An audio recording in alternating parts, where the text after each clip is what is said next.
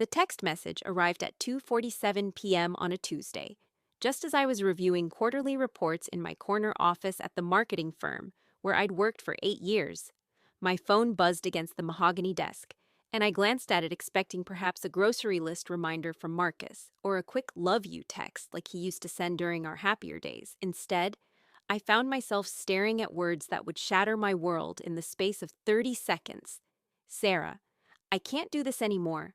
I filed for divorce. The papers are being served today. I've moved out and taken what's rightfully mine from our accounts. Don't try to contact me. My lawyer will handle everything. It's over. I read it once, twice, 3 times, each reading making the words feel more surreal and devastating. 15 years of marriage reduced to a cold, impersonal text message that could have been sent to cancel a dentist appointment. My hands began to tremble as I immediately called our joint bank account's automated line. The robotic voice confirmed my worst fears. The account that had contained $127,000 in our combined savings. According to YouTube analytics, 99% of viewers are not subscribed. That's a huge number. By subscribing the channel that is completely free, you'll help support the channel and never miss fresh content. Money we'd accumulated through years of careful budgeting, my bonuses, his contractor payments, and the inheritance from my grandmother, now held a balance of $847, just enough to avoid closure fees. I called Marcus's phone with shaking fingers, but it went straight to voicemail. I tried again, and again. Each attempt met with the same automated message in his familiar voice, now sounding like a stranger's. The divorce papers arrived an hour later, hand-delivered by a process server who offered an apologetic smile as he handed me the manila envelope. I signed for them in a daze, my professional composure the only thing keeping me upright, as my coworkers cast concerned glances toward my office. That evening, I sat in my living room, surrounded by the evidence of Marcus's calculated departure. His clothes were gone from the closet. His tools from the garage had vanished, even his coffee mug, the one with the faded "World's Best Contractor" print that I'd given him on our second anniversary, had disappeared from the kitchen cabinet. But it wasn't just the material things. Marcus had systematically removed himself from our life with surgical precision. Our shared Netflix account had been transferred to a new email. Our joint credit cards had been canceled. Even our wedding photos had been removed from the frames, leaving empty silver rectangles that reflected nothing but my bewildered face. The betrayal cut deeper than I could have imagined. This wasn't a man who had fallen out of love and wanted to discuss separation. This was someone who had planned an escape route while looking me in the eyes each morning, kissing me goodbye, and asking about dinner plans. Over the following weeks, as I tried to process the legal maze ahead of me, the full scope of Marcus's deception began to unfold. My lawyer, Janet Morrison, a sharp woman in her 50s, with kind eyes and an unfortunate talent for delivering bad news, explained that Marcus had been methodical in his approach. He's claiming that the majority of the savings were his earnings from his contracting business, Janet explained during our first meeting, spreading the divorce papers across her conference table. He's also claiming that you were emotionally distant and that the marriage had been over for years. I stared at her in disbelief. Emotionally distant? I planned surprise parties for his birthdays. I supported him through his father's illness. I never missed one of his company events, even when I had my own work obligations. Janet nodded sympathetically. I believe you, Sarah, but divorce proceedings can bring out the worst in people.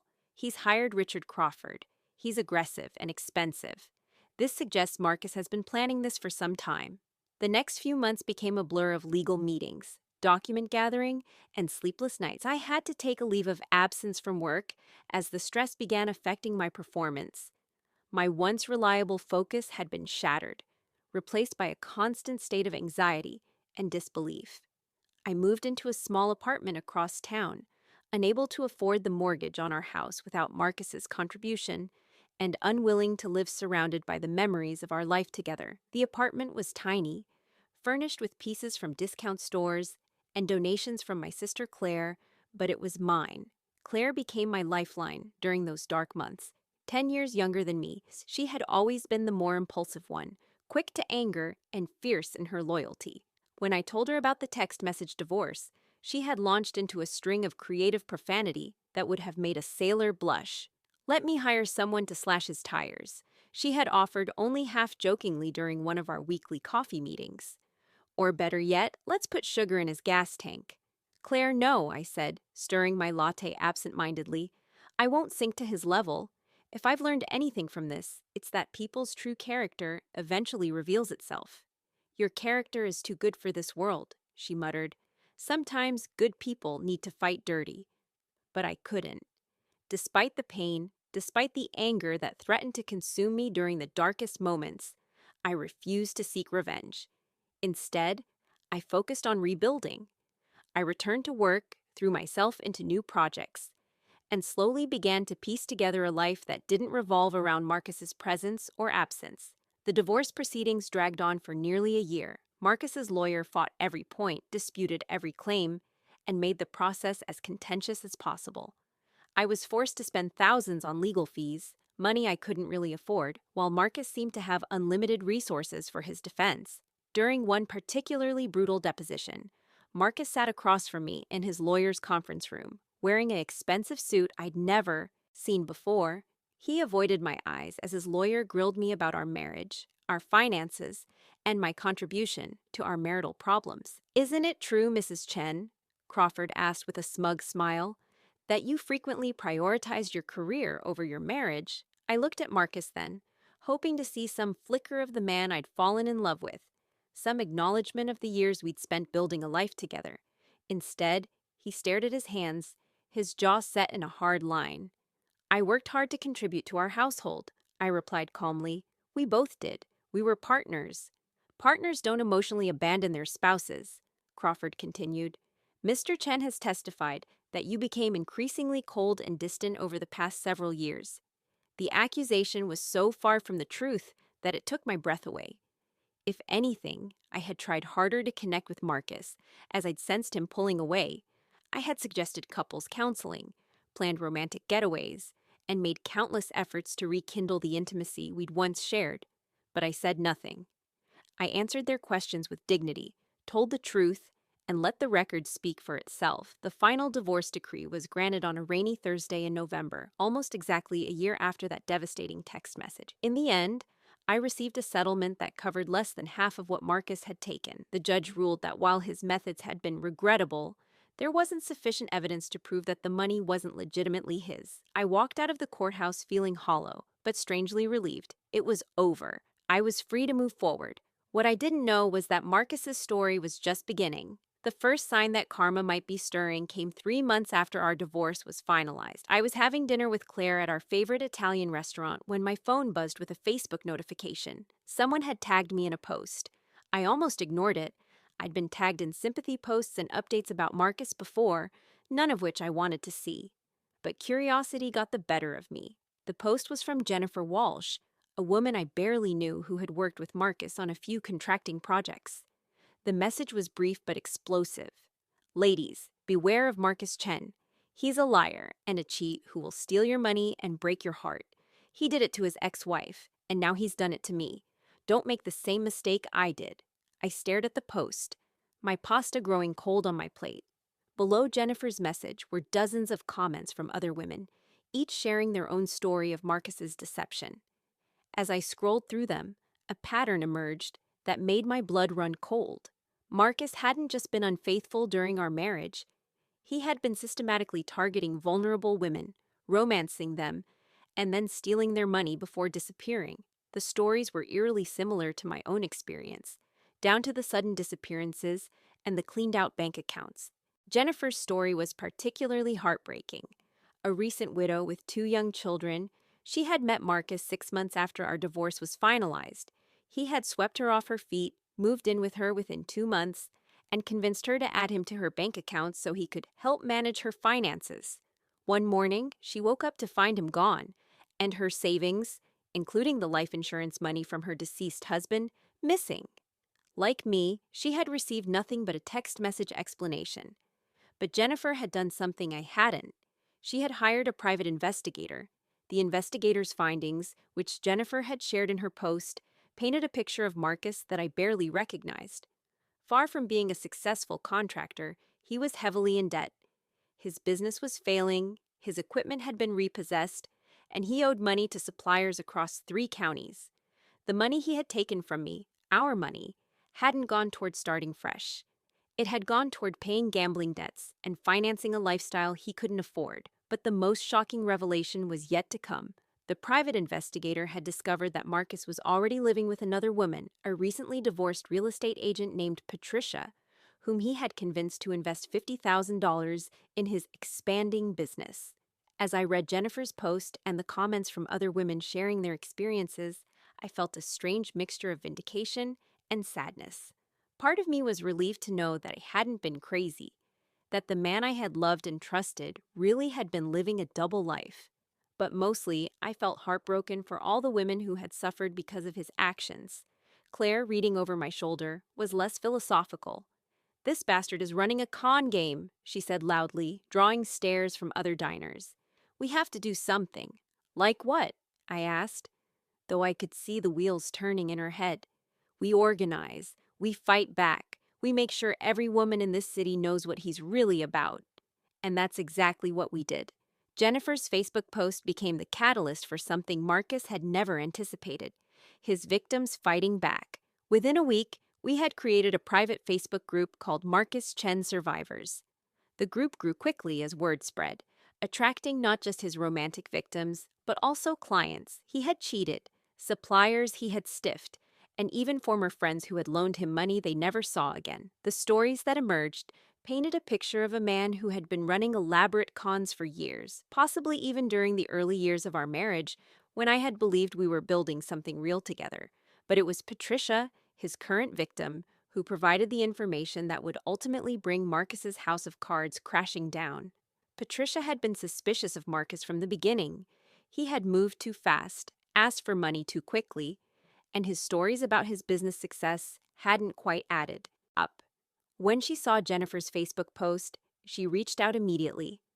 Unlike Jennifer and me, Patricia hadn't given Marcus complete access to her accounts. She had only invested in what she believed was his legitimate business. But she had something more valuable. She knew where he was living, and she had been documenting his behavior. "He's not just stealing from women," Patricia told us during our first group meeting at a coffee shop downtown. "He's running fake contracting jobs, taking deposits from homeowners, and never showing up to do the work. I have a box full of angry letters from people he's cheated." She also revealed something that made my blood run cold. Marcus had been bragging to her about how easy it had been to manipulate his emotional ex-wife, me, out of their savings. "He said you were so trusting and naive that you never even checked the accounts," Patricia said, her voice gentle with sympathy. "He called it the easiest money he'd ever made." The betrayal cut even deeper than the original divorce. To know that Marcus had not only stolen from me, but had mocked my trust and love to his next victim was almost unbearable. But it also crystallized my resolve. This wasn't just about my money anymore. This was about stopping a predator who was destroying lives for his own gain. Our group began working with law enforcement, compiling evidence and testimonies. Jennifer's private investigator shared his findings with the district attorney's office. Patricia agreed to work with police to gather evidence of Marcus's current crimes.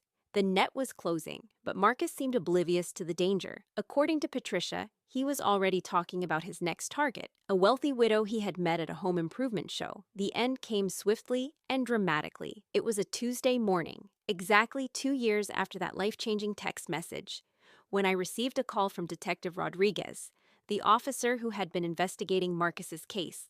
"Mrs. Chen, I thought you'd like to know that we arrested Marcus this morning," he said. "We caught him in the act of attempting to defraud another victim. He's being charged with multiple counts of fraud, theft, and identity theft across 3 jurisdictions." I sat down heavily in my office chair, feeling a strange mixture of relief and sadness. What happens now? Well, given the amount of money involved and the number of victims, he's looking at serious prison time. The DA is pushing for the maximum sentence. And Mrs. Chen, we've been able to trace some of your money. You might actually recover more than you think. As the detective explained the legal process ahead, I thought about karma and justice, and the strange ways that truth eventually surfaces, no matter how deeply buried. Marcus's arrest made the local news, And then the story went viral when Jennifer's Facebook post was shared by a domestic violence awareness group. The headline read, "Local contractor arrested in multi-year romance. Scam that defrauded dozens of women." The story detailed his elaborate cons, the lives he had destroyed, and the brave women who had come forward to stop him. I was quoted in the article, not as a victim seeking revenge, but as someone who believed in the power of truth and justice. But the real karma came not in his arrest, but in what happened afterward. Marcus's mugshot became an internet meme shared across social media with captions about karma and justice. His contracting business was permanently destroyed, with former clients coming forward to share their own stories of his incompetence and fraud. The expensive lifestyle he had built on stolen money crumbled overnight, but it was a phone call I received 3 months after his arrest that truly showed me how completely his world had collapsed. I was working late in my office when my phone rang. The caller ID showed a number I didn't recognize, but something compelled me to answer. "Sarah?" The voice was barely recognizable, hoarse, broken, desperate. It was Marcus. "Please don't hang up," he said quickly. "I know I have no right to call you, but I'm begging you. Please." I held the phone in stunned silence, processing the sound of the man who had once been my husband, now reduced to pleading with me. "I've lost everything," he continued, his voice cracking. "My lawyer says the prosecution is pushing for 20 years. 20 years, Sarah. The other inmates, they don't like men who hurt women. I'm in protective custody, but even that's not... I'm scared." I found my voice finally. "Why are you calling me, Marcus?" "Because you're the only person who might show me mercy. I know what I did was wrong. I know I hurt you, but you were always the good one, the forgiving one. If you could write a letter to the judge, tell them about the man I used to be before I got so lost." The audacity of his request left me speechless. After everything he had done, not just to me, but to Jennifer, Patricia, and countless others, he expected me to save him. "You stole our savings, Marcus," I said quietly. "You divorced me over text message. You mocked me to other women. You called my trust and love naive." I know," he said, and I could hear him crying. "I was angry and desperate and stupid. But Sarah, I'm begging you. I can't survive 20 years in prison. Please, I'll do anything. I'll pay back every penny." "With what money?" I asked. "You've spent it all." "I'll work. I'll get a job when I get out. I'll spend the rest of my life making it right." There was a long silence on the line. Part of me, the part that had loved him for 15 years, wanted to feel sorry for him. But a larger part of me thought about Jennifer's children, who would struggle financially because of his theft. I thought about Patricia, who had trusted him with her heart and her savings. I thought about all the women in our support group who were still recovering from his betrayal. "No," I said simply. "Sarah, please, no, Marcus. You made your choices. Every single day for years, you chose to hurt people. You chose to lie and steal and manipulate. These are the consequences of those choices. But you're a good person," he said desperately. "You believe in forgiveness." "I do forgive you," I said, and I realized as I spoke that it was true. "I forgive you for the pain you caused me, for the trust you broke, for the years you stole from my life. But forgiveness doesn't mean protecting you from the consequences of your actions. Sarah, goodbye, Marcus." I hung up the phone and sat in the quiet of my office, feeling something I hadn't experienced in years: complete peace.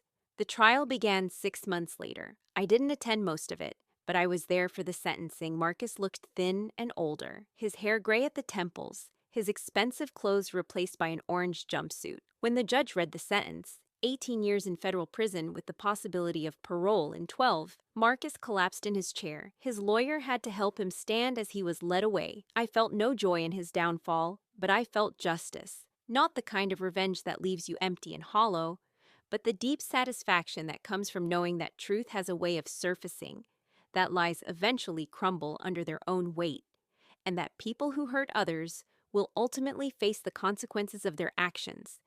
The restitution process took another year, but Detective Rodriguez had been right. Through the investigation, authorities were able to trace and recover much of the money Marcus had stolen. I received back almost 80% of what he had taken from me, money that I used to buy a small house in a quiet neighborhood across town. Jennifer got most of her money back too, and was able to provide security for her children. Patricia recovered her investment and channeled her experience into starting a nonprofit organization that helps women identify and avoid romance scams. Our survivor group continued to meet monthly, evolving from a support group for Marcus's victims into a broader network of women helping other women navigate financial abuse and recovery. We called ourselves Phoenix Rising, and we helped dozens of other women rebuild their lives after financial and emotional betrayal. As for me, I discovered something unexpected in the aftermath of my divorce and Marcus's downfall. I liked my life better without him. The woman I had become through surviving his betrayal was stronger, more independent, and more confident than the woman I had been during our marriage. I got promoted at work, taking on a role that required travel and creativity, opportunities I had passed up during my marriage because Marcus had claimed to need me at home. I learned to play guitar, something I had always wanted to try but never had time for when I was managing our household and relationship. Most surprisingly, I found love again. Not the desperate, consuming love of my youth, but a mature, equal partnership with David, a divorced father of two who had his own experience with betrayal and recovery. We met at a single-parent support group. I had been there as an ally to Jennifer, and our relationship grew slowly, built on honesty and mutual respect. David knew my story, respected my journey, and never tried to fix me or save me. Instead, he stood beside me as I continued to heal and grow. 2 years after Marcus's sentencing, I received one final letter from him in prison. I almost threw it away without reading it, but curiosity won out. The letter was different from his desperate phone call. In careful handwriting, he apologized, not for getting caught, not to try to manipulate me, but with what seemed like genuine remorse for the pain he had caused. He told me about the therapy he was receiving in prison, about his attempts to understand how he had become someone capable of such cruelty. He didn't ask for anything. He didn't expect forgiveness or response. He simply acknowledged the harm he had done and expressed hope that I had found happiness. I never wrote back, but I kept the letter, not as a memento of our marriage or his betrayal, but as a reminder that people are capable of change, even when it's too late to undo the damage they've caused. As I sit here now, 3 years after that devastating text message that shattered my world, I can honestly say that I'm grateful for the experience. Not grateful for the pain or the betrayal, but grateful for the strength I discovered in surviving it. I learned that I could rebuild my life from nothing. I learned that I could trust my own judgment and instincts. I learned that seeking revenge only perpetuates pain, but seeking justice and truth can heal not just yourself, but others who have been hurt.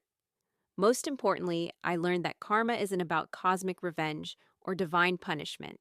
Karma is simply the natural consequence of our choices. Marcus chose to lie, cheat, and steal, and those choices ultimately destroyed everything good in his life. I chose to respond with dignity, seek truth, and help others, and those choices brought me peace, justice, and a life better than anything I had before. Sometimes the best revenge is not revenge at all, but simply living well and helping others do the same. Sometimes karma doesn't need your help. It just needs time to work. And sometimes, when someone breaks your heart and steals your savings, the universe has a way of making sure they lose much more than they ever took from you. In the end, Marcus got exactly what he deserved, the consequences of his own choices. And I got exactly what I deserved too, a life built on truth, integrity, and the knowledge that I had faced the worst betrayal imaginable and emerged not just intact, but stronger. That's real karma. That's real justice. And that's a real victory.